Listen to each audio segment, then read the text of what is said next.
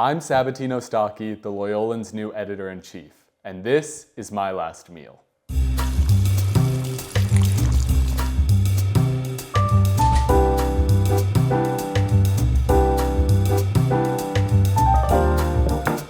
Have you ever thought about your last meal before?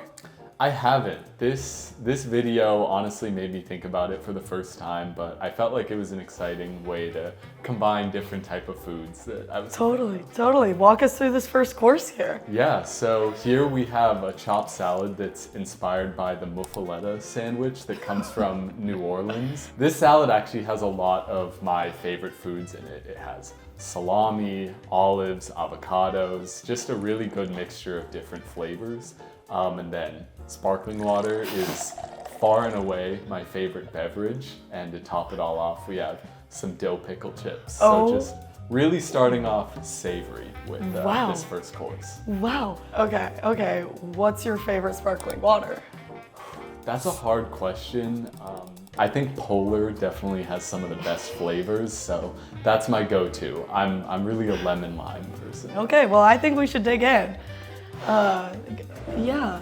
I mean, actually, I'm gonna let you go first, Sab. Thank you. Of course. Of course.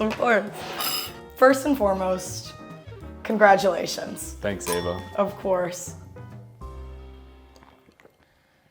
You've just become the EIC of a school newspaper with over 100 years of history. What does that mean to you as a history major? To be the editor-in-chief of what is LMU's paper of record is really significant to me as a history major.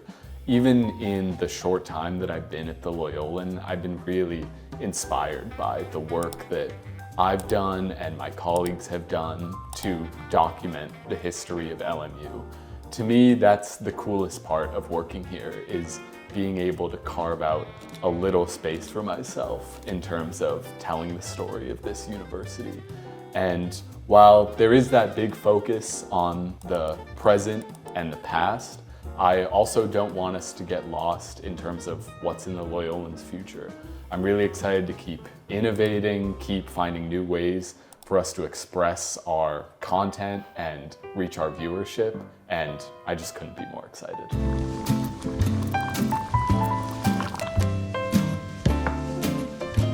So we just were in the kitchen, making up the spaghetti, the asparagus. Tell us a little bit about this main course. Certainly. Well, this is Marcella Hazan's tomato sauce, which is a very simple, basic spaghetti recipe that the New York Times has.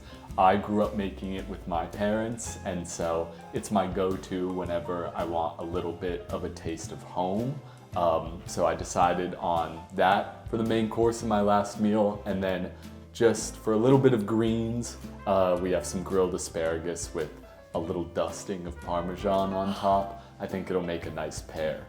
I was definitely a kid that grew up not wanting to eat my veggies, but now I'm trying to make but now I'm trying to make up for lost time, and I actually think the vegetables are pretty good. I studied abroad in Italy for a month last summer, and after that, I think some of the pasta that I had over there, even just in small restaurants and cafes, I don't think that this will ever compare to that. You had a little bit of an unconventional path, some might say, at the Loyolan. You went from working on my news team as a news intern, but straight to the executive board. You skipped a couple steps. How does that path kind of inform your role now as EIC? I think I was privileged to come into the Loyolan when I did because I had the opportunity to learn from such great mentors. I mean, you, first and foremost, as my editor, from then editor-in-chief Olivia Palumbo to Sarah Hutter, and then finally, of course, Olivia Sylvester. I just had the best teachers and mentors that I could have ever asked for. I think that I credit a lot of my ability to move through the Loyolan like I did to the people that I was able to learn from. I absolutely would not be here without them. The unconventional journey that I had really taught me to be open to anything and to just embrace the sometimes unpredictable life that comes from working in a student job like this and having access to different opportunities.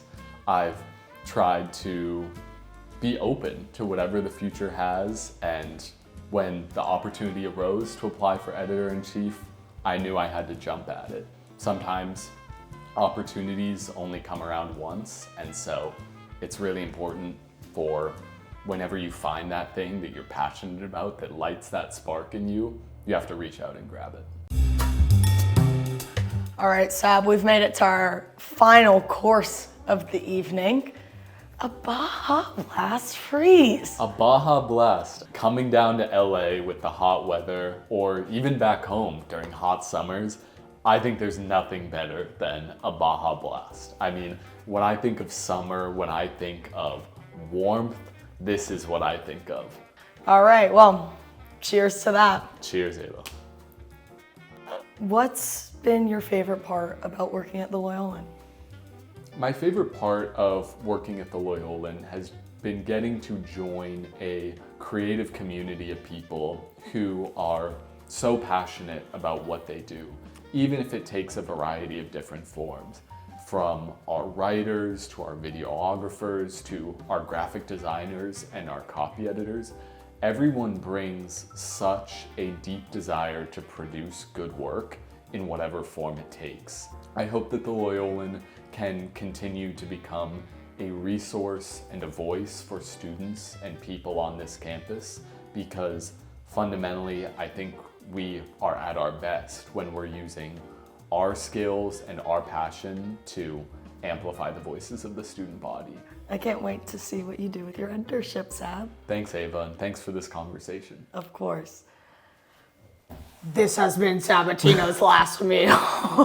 Time to die.